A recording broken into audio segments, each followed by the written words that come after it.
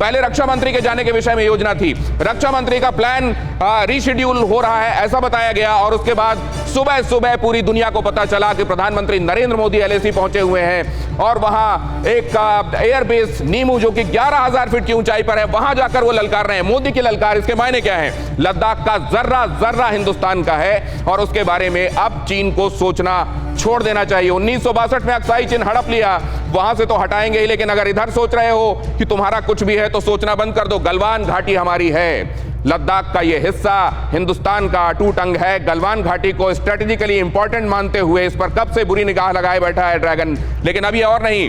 विस्तारवाद का युग खत्म, हड़प नीति खत्म, अब विकासवाद चलेगा और विकासवाद के बारे में पूरे विश्व ने अपना एक मन बना लिया है। चीनी विस्तारवाद के बारे में यह कहा जा रहा है कि अब ये और नहीं चलेगा। जिस तरीके से एक एक करके उसने पड़ोसियों की जमीनें हड़पी हैं, यह कहा जाता है कि 45 लाख स्क्वायर किलोमीटर तो उसने जमीन हड़पी है और करीब करीब 35 लाख स्क्वायर किलोमीटर समुद्र पर भी उसने अपना शिकंजा कसा हुआ है। अब यह और नहीं चलेगा। 35% दूसरों की जमीनें अपनी कहकर अपना देश बताता है वो। अब विस्तारवाद नहीं है, विकासवाद होगा। मोदी की ललकार, सामर्थ्य और संकल्प हिमालय जैसा ऊंचा है। वो होंगे जिन्होंने कभी कुछ किया और उसको हिमालय का ब्लंडर कहा जाता है, हिमालयन ब्लंडर कहा जाता है, लेकिन अब ये ब्लंडर नहीं होगा।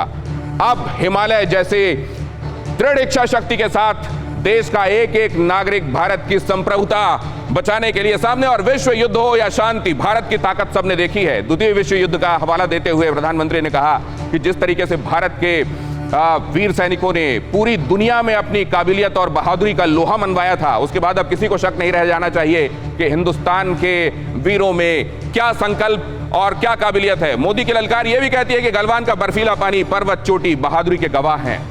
यह कहा गया कि जब भी आक्रांताओं ने इस देश की जमीन पर बुरी निगाहें डाली हैं, जब भी लोगों ने समझा कि इस जमीन को जाकर फतह किया जा सकता है, यहाँ के रणबांकुरों ने उन्हें धूल चटाई है और इसके लिए हम हमेशा तैयार थे, हैं और रहेंगे। मोदी की ललकार कहती है जो निर्बल है वो शांति की बात नहीं कर सकता।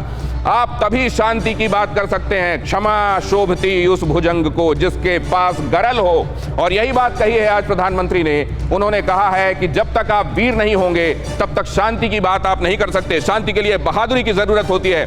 नेक्स्ट दिखाइए प्लीज। और ये दिखाता है कि मोदी की ललकार के आज के मायने पूरी दुनिया के लिए क्या है। भारत माता के दुश्मनों ने आग और आक्रामकता देखी है कि क्या आग है देश के रणबांकुरों में, और अगर आक्रांता यहां आते हैं तो हम कितने आक्रामक हो सकते हैं ये भी उन्हें बहुत अच्छे से मालूम है। मुरली और सुदर्शन चक्र वाले भगवान की हम पूजा करते हैं। शांति में मुरली धारण किए हुए कृष्ण की उपासना अगर हमको आती है तो सुदर्शन चक्र धारण करके दुश्मनों को नेस्त नाबूद कर देने वाले ईश्वर को हम पूजते आए हैं। और मुरली और सुदर्शन चक्र वाले भगवान को पूजने वाले देश में अगर उसकी जमीन पर बुरी निगाहें दुश्मनों की तरफ से डाली जाएगी